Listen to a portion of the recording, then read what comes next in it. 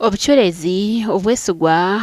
obw'ecumi hamwe no kutina ruhanga ni bimwe habigenderwa bukuru eby'ekibiina ky'abakazi b'abakristayo ekya Mothers Union kandi omukuze kireetera izoba kwabaha kanisa ya All Saints Church aho muri Mbara aho abakazi bishubwa ebibiine kukora omu maka gabo na heri yago. Abakazi kutoya Maryamu bakaba abacurezi, abasheija okutoya Yusufu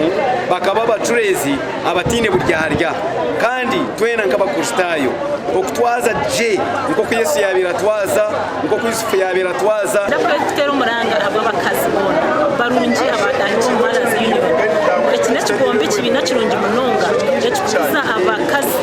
omumaka kikohereza amasiko mingi kikohereza okugumisiriza ekikuretera amakagabo kugagumaho bamba kore bintu ebishikire ke Mariamu yabe nako. Reverend Akiriza Julian coordinator w'ekigombe kya Mothers Union mu bureberezi bwa nkore yachobora amakuru agari omukuze kireki abakazi batekateka ngo omukyala kucurera niyaba tine mu yaba aroho ahagumushisha konka bibura kwero kuhabara izobera gumariye kitinusa ahagwe kuba nizoba rikuru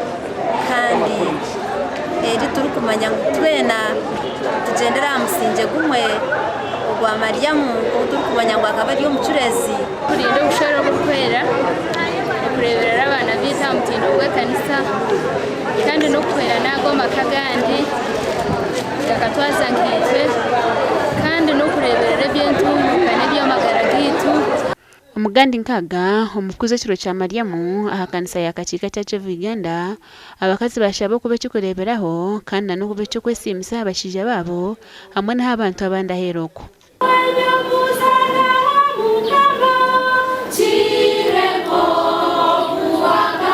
kuretera wamanywa niki kibira kirungi ninge kibi amushija wawe ekikuretira omushija wawe abashija bagumamba mukurasa mission konko kumushija kajya mubasi niki ekiretira omushija abantu banyakonko mbashiro kumushija kashwera niki aha mukoro ngo gumwe abakazi babiri batahibwa mu kibiina kya banyi n'amaka kandi bayengera kushabwa kwecereza habaho n'impaka zo kweshongora ekishongoro kya Maryamu okuzina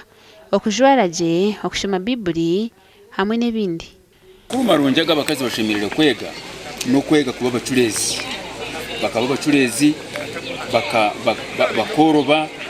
bakamanya ngo bariho n'abantu b'umuhendo pankeri ntukira kwega ibintu bingi twiga kuturangase kutwaza abashija bitu n'amakaguru hanga yatwire kugira ngo tugakumeje tureberera abashija bitu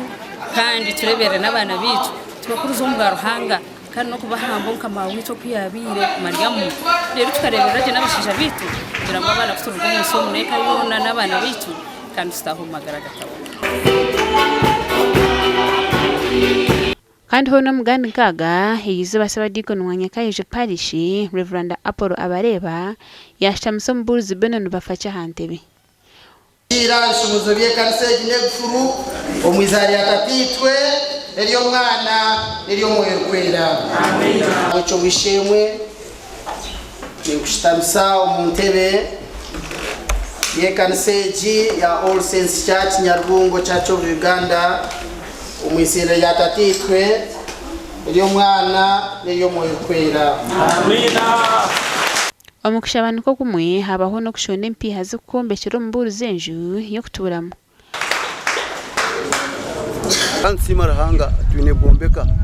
yitu tunotombeka enju y'omuhuruzi mbwenu sima abantu bona bakubasa kuturikangirira okabombeka yitu tutekateka